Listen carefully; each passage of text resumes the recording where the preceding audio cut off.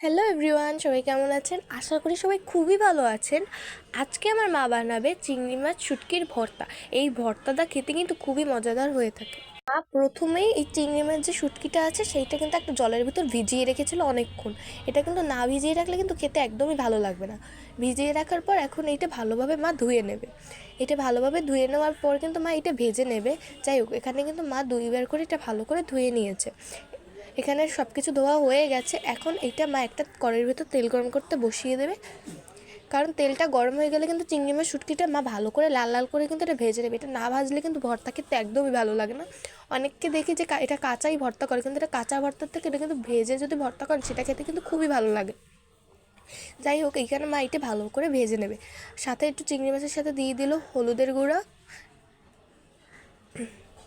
আর লবণ পরিমাণ অনুযায়ী বা স্বাদ অনুযায়ী যেটুকু লবণ পছন্দ করে সেই লবণটা দিয়ে এখন এটা ভালো করে একসাথে বেশ সময় নিয়ে কিন্তু মা ভেজে নেবে।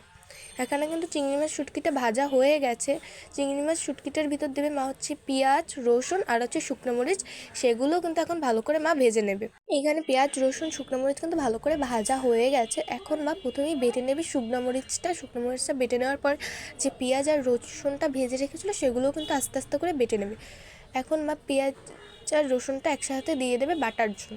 তারপর এগুলো একসাথে আগে বেটে নেবে, তারপর কিন্তু ওই যে চিংড়ি মাছের যে শুটকিটা ভেজে রেখেছিলো তারপর সেটা দেবে। এই ভর্তাটা কিন্তু আমাদের বাড়িতে সবাই খুবই পছন্দ করে, কারণ এই ভর্তাটা খেতে কিন্তু খুবই মজাদার হয়ে থাকে। এখানে কিন্তু পেঁয়াজ আর শুকনো মরিচটা কিন্তু বাটা প্রায় হয়ে গেছে।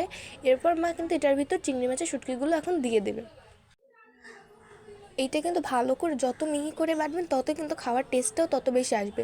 যে কোনো ভর্তাই যদি একটু ভালোভাবে বেশি করে বাটা হয় তাহলে কিন্তু সেটা খাওয়ার টেস্টই অন্যরকম হয়। এখন মা চিংড়ি মাছের শুটকিগুলো দিয়ে কিন্তু আবার ভালো করে বেটে নেবে সব কিছু একসাথে। এখানে মা কিন্তু অনেক সময় নিয়ে এটা ভালো করে বেটে নিয়েছে, কারণ এটা কম বাটলে কিন্তু খাওয়ার স্বাদ তেমন ভালো একটা হবে না। যার কারণে কিন্তু মা খুব আস্তে আস্তে করে এটা বেশ সময় নিয়ে বেটে নিয়েছে। এই চিংড়ি মাছের ভর্তাটা কিন্তু খেতে খুবই ভালো লাগে, স্পেশালি গরম ভাতের সাথে এরকম যদি একটা ভর্তা থাকে তাহলে আর কি লাগে। এখানে কিন্তু ভর্তাটা বাটা হয়ে গেছে। এইটা কিন্তু গরম ভাতের সাথে পরিবেশন করলে খেতে অসাধারণ লাগে। রেসিপিটি ভালো লাগলে অবশ্যই লাইক করবেন, শেয়ার করবেন।